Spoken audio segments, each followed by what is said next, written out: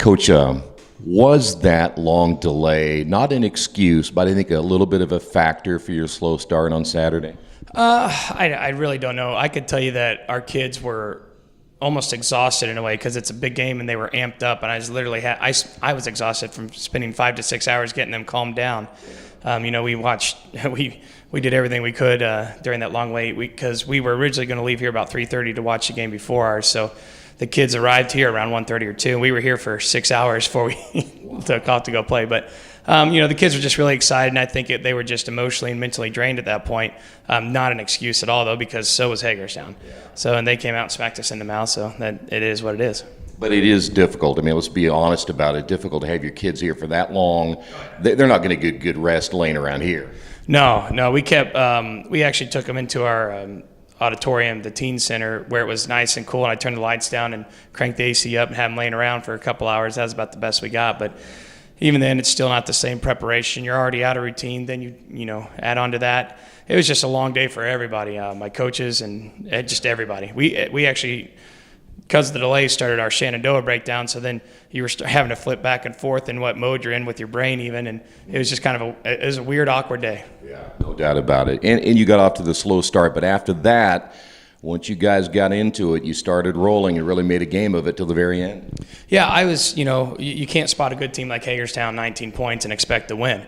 And we could easily float our tails in and lost by a large margin. But I was proud of how the kids fought back. And, there weren't a lot of adjustments to make. They did everything we practiced and worked on. We made a couple halftime adjustments, but our kids somehow in the second quarter just locked it in. And, it was a little too late, but once again, they showed some fortitude and fight, and I was really happy about that. There was a lot of intensity, and there always is in a game like that. And I would imagine that kind of added to that whole flavor of the ball game too, and maybe the intensity made you get a little bit tired in that aspect too, right? Oh yeah, it's it was everybody. I could just see all of our kids just crashing after the game on the bus ride home. There was a lot of tears.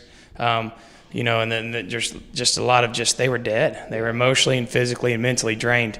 And it was a great game and one that I'll always remember, A, because of the situation, B, I'll just remember a lot of the plays and stuff from it. And, Hagerstown's a great program, and kudos to them because they came out and played and executed the game plan.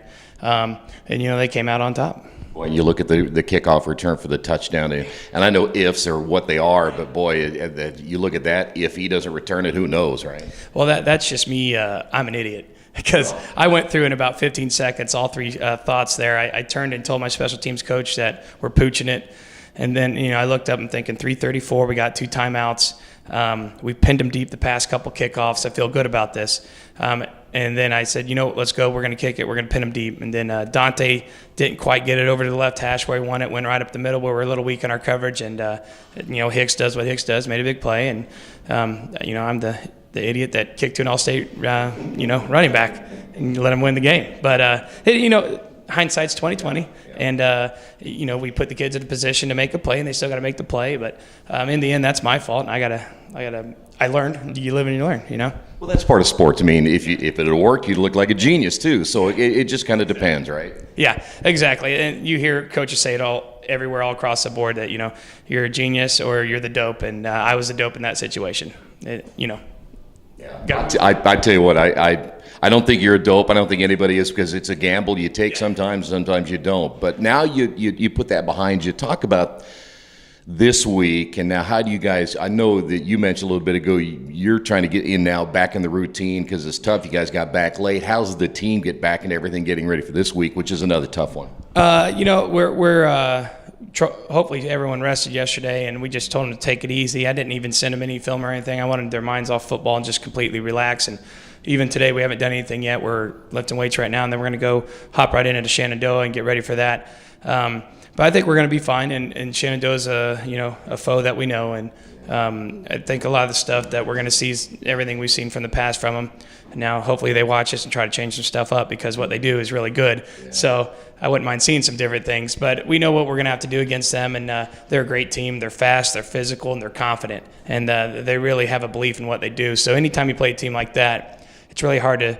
You got to go and try and take them out of their game, which is the hardest part to do with such a good team. Yeah, and the other thing is you're back on the road again. They're only a couple of points away from being undefeated if you look at their first 2 games. Yeah, they almost beat my old alma mater there, Cecina, and so I was able to go meet with Coach Hurley and talk with him and get a bunch of that, his thoughts down, and he told me how good they were, and I agree with him.